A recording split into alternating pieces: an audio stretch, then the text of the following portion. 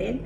Kasi umiyak talaga ako kasi parang naisip ko, dapat meron din akong baby dito sa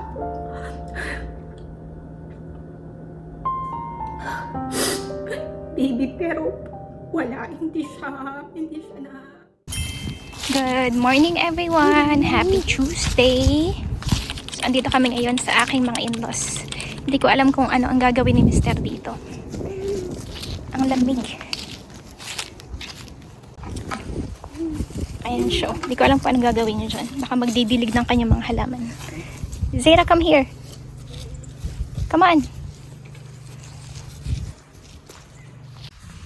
So, ayan si Mr. Nagkukuha siya ng tubig yun sa kanilang pond. Tingnan nyo, pond. Pond. Ayan, tingnan nyo nangyari. Natuyo yung tubig. Sabi ni Mr. ngayon lang daw niya nakitang ganyan yung kanilang pond. Mula nung maliit siya. So, may tagtuyot na nangyayari. Tapos yung aking biyanan na lalaki. Ayan, baby. Sabi ni Mr. gagawin daw itong parang beach para daw next year makapag-swim, kami dito. Hang out and swimming. Kaya ganyan na yung itsura.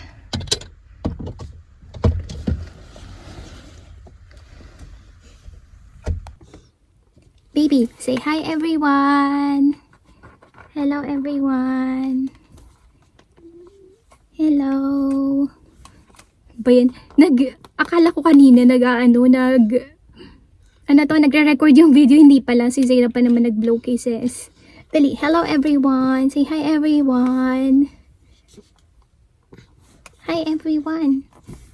Busy na siya dito sa vitamins ng kanyang dada.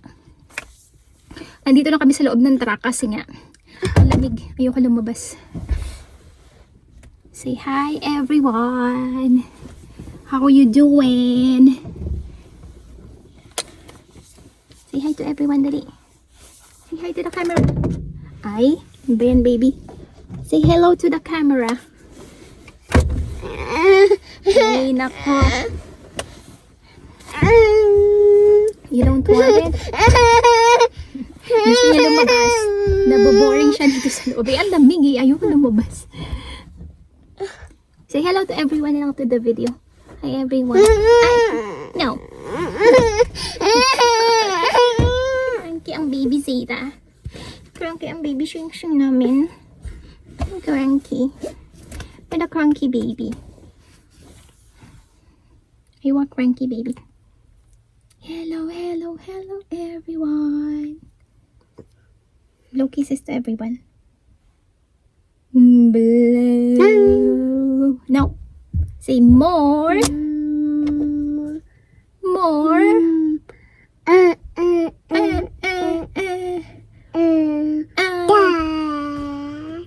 Say mama.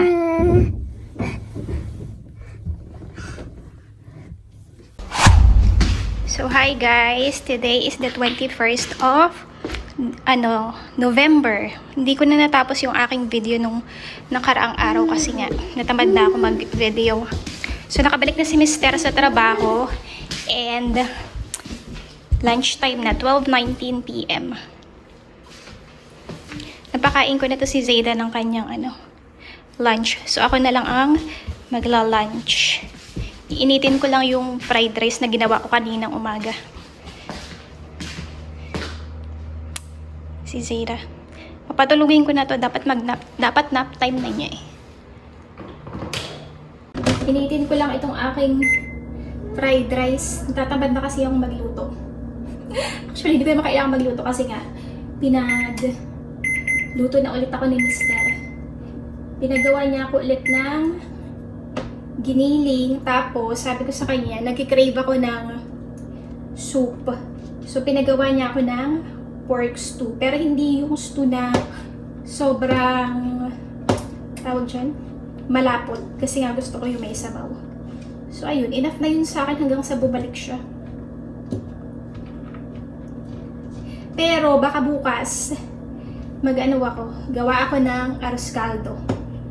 Kasi meron akong, dyan, tawag dito, ginger. Tapos si Zayra andun sa kanyang playpen. Doon ay matutulog.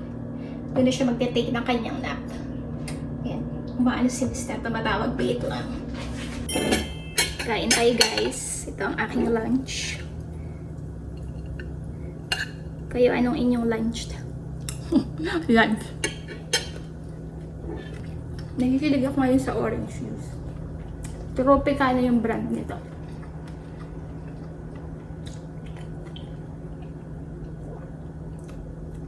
Mas mura pa siya dun sa isang iniinom ko.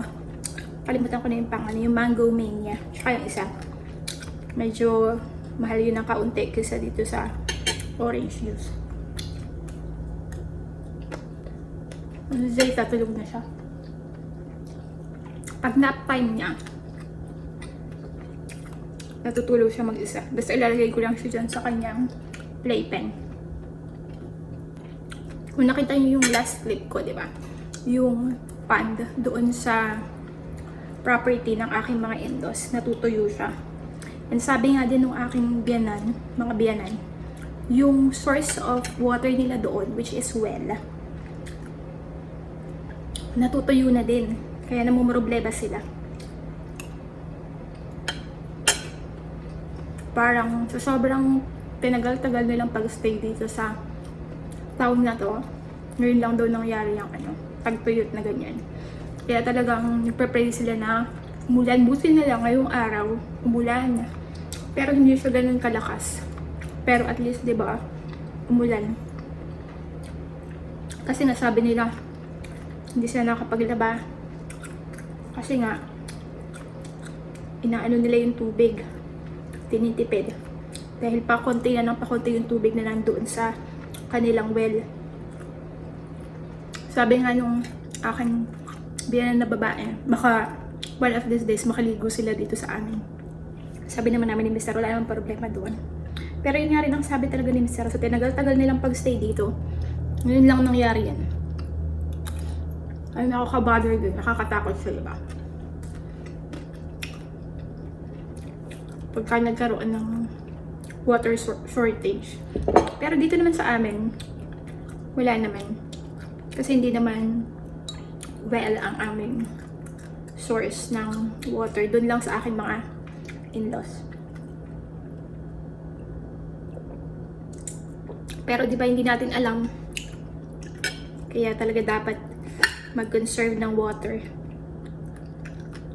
Habang kumakain ako, i-share ko na rin sa inyo yung ito siguro yung pinaka-traumatizing event na nangyari sa buong buhay ko is yung nawala yung aming first baby ni Mr.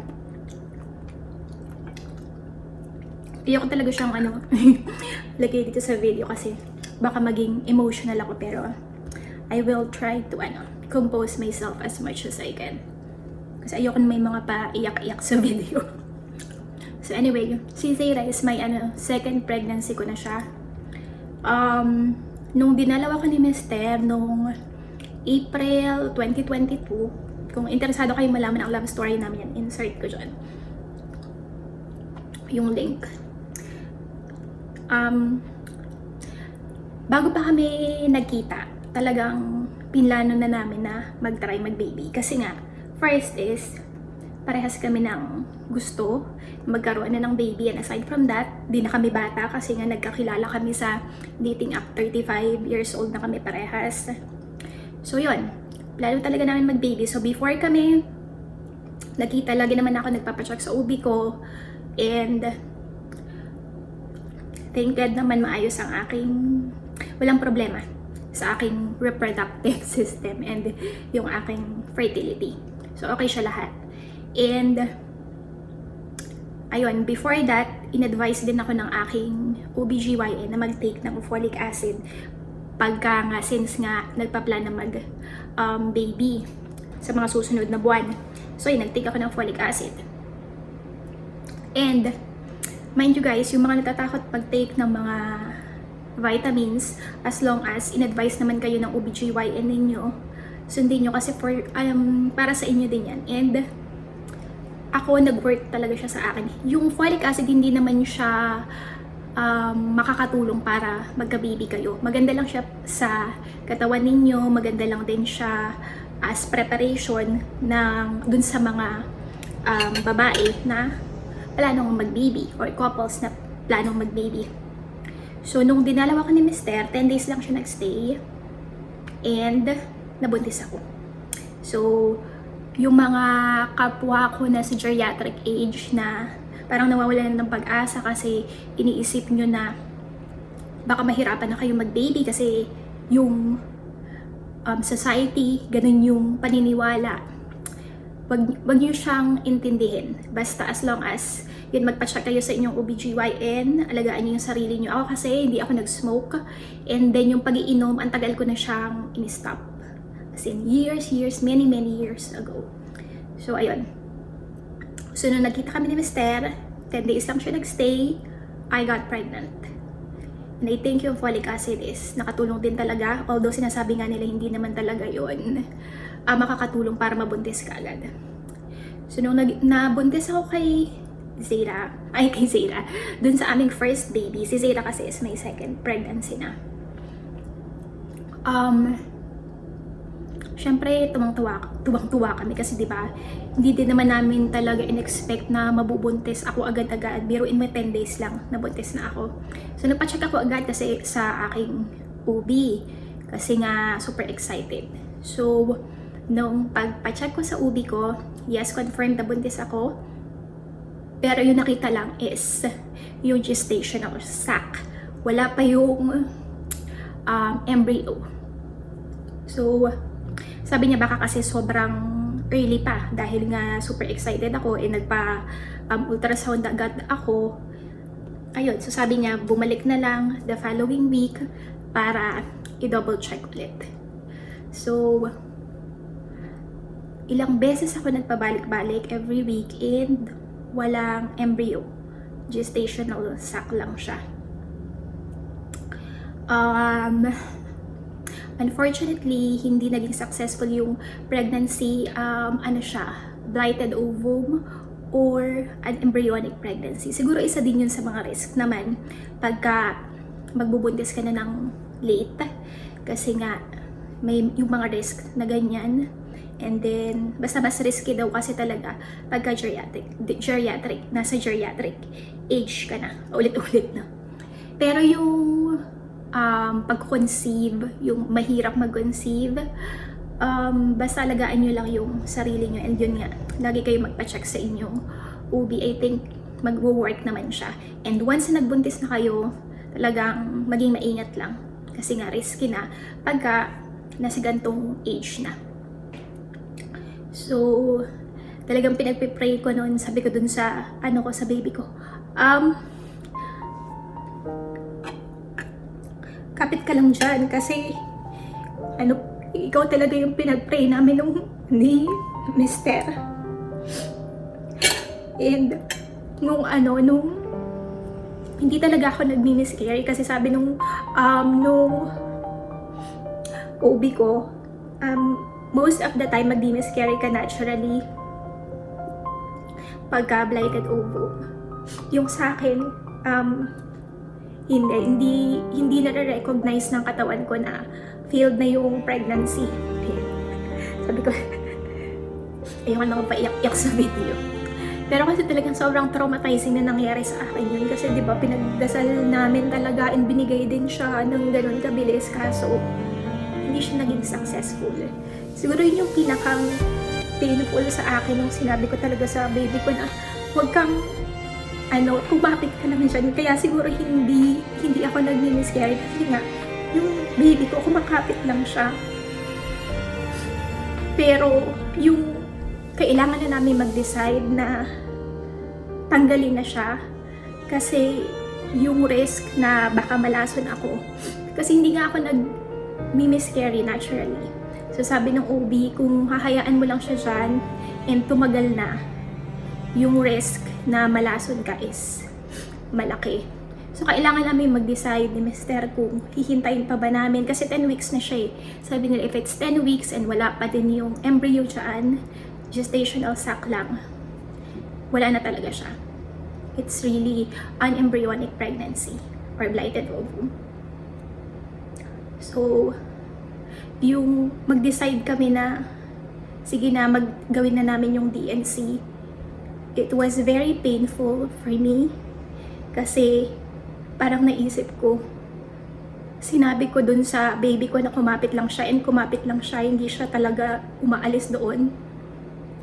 Pero ako yung nag-give up. Kaya nung time na yun, parang super nagsusorry talaga ako sa kanya. Sabi ko, I'm sorry that I have to give you up kasi baka hindi ka pa talaga para sa amin, para ka sa heaven. So, nag-decide kami na gawin yung DNC para malinis na yung mattress ko and mawala na yung gestational sac na andoon.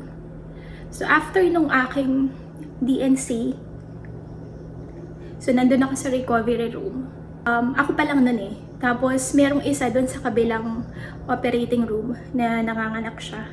Hindi naman siguro sinadya nung bantay doon sa recovery room na hindi niya nasara yung curtain. So, nung nalipat na rin sa recovery room yung isang nanganak, nung binigay doon sa nanay yung baby, doon talaga ako sobrang napaiyak. Nakita ko nung nagbabantay doon sa recovery room, sabi niya, siguro nag-sorry naman siya and then kinlose niya yung curtain. Kasi umiyak talaga ako kasi parang naisip ko, dapat meron din akong baby dito sa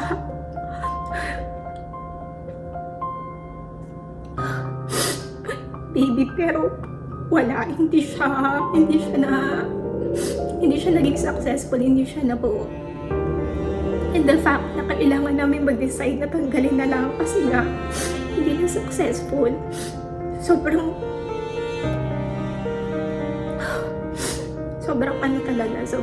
sakit niya para sa akin. And yung ibang mga tao parang sinasabi nila na wag, parang okay lang yan kasi wala naman yung baby John, gawa na lang ulit kayo, try na lang kayo ulit, di ba? The moment na makita mo yung positive pregnancy, pakiramdam mo iba na kaagad. Yung parent ka na, alam mo na nanay ka or magiging parent ka, iba yung feeling nun. Kaya dun sa mga gaya ko na naka-experience ng ganon and merong mga tao na invalidate yung feelings ninyo, okay lang yan. Kasi kung ano man yung nararamdaman nyo, valid yan. Kasi we are parents, kahit na sabihin mong walang embryo na nabuo doon, kahit na walang fetus na nandoon, merong in your heart, meron siya. Kasi nabuntis ka eh. Pwedeng ang sinasabi nila is miscarriage din siya or something like that. Hindi ko siya ma-explain in medical term kasi hindi naman ako expert about doon.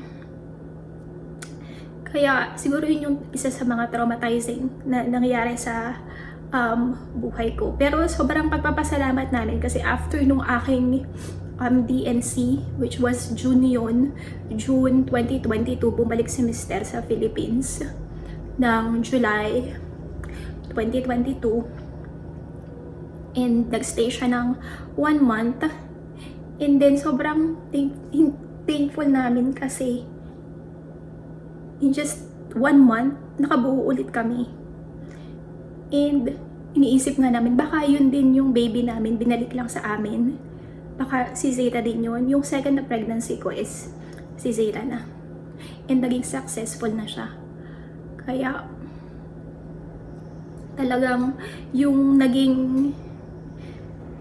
kapitan ko lang nun is yung family ko, lalo na yung nanay ko, yung kapatid ko din, syempre yung buong family ko, mga tita at mga tito ko, yung dalawang tita ko, tatlong tita ko na lagi din sinasabi sa akin na yun, magdasal ka lang and magiging okay din yan. Mga pinsan ko din, basta sobrang lakas kasi ng support system ko sa Philippines.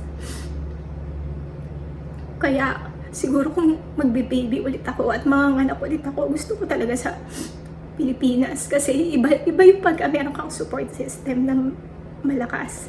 Lalo na dito, yung mister ko, di ba, lagi siyang wala.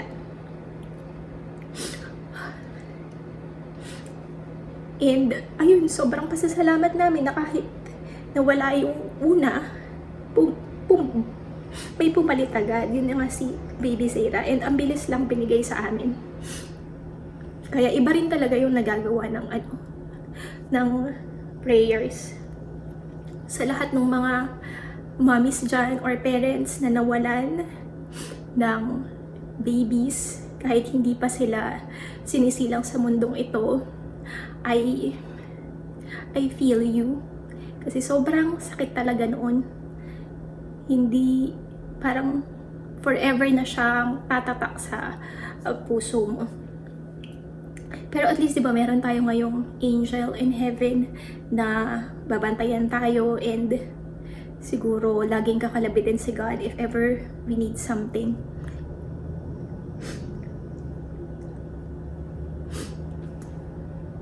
Ayun, na-share ko lang po sa inyo na hindi madali yung pinagdaanan namin bilang mag-asawa when it comes to pregnancy. Especially din ako nung nabuntis ako kay Zara. Hindi siya madali kasi hindi ako yung isa dun sa mga masiswerteng babae na hindi naka-experience ng anong tawag dyan? Morning sickness. Grabe yung aking morning sickness kay Zara. Pero pinagdadasal ko na talaga na magkaroon ako ng morning sickness kasi sinasabi nila na pag mataas yung HCG level mo talaga, yung tendency na magka-morning sickness guys, mataas din. Although, yung iba talaga kasi swerte na hindi nila na-experience yun. Kasi nung sa first pregnancy ko, wala akong naramdaman kahit konti. Yun pala kasi mababa ang HCG level ko. Kaya nga hindi siya successful. Kaya kahit hirap na hirap ako dun sa pag-morning sickness ko kay Zara, okay lang. Natatakot ako pagka nawawala siya, yung feeling na ganun. And nung nabuntis ako kay Zara, sa sobrang anxious ko, natatakot ako, gusto ko lagi ko nakikita yung baby. Nagpapa-ultrasound ako every time na check up ko. And pagka sobrang anxious ko, bumabalik talaga ako sa UB. And yung UB ko sa Philippines, sobrang understanding niya. Pag sinabi kong gusto kong magpa-ultrasound, inu-ultrasound niya ako. And lagi naman niya akong binibigyan ng assurance na okay si baby. Kaya sabi ko nga kung gusto kong mag-baby ulit or magkaka-baby ulit kami, gusto ko siya ulit yung UB ko and gusto ko ulit sa Pilipinas mga anak.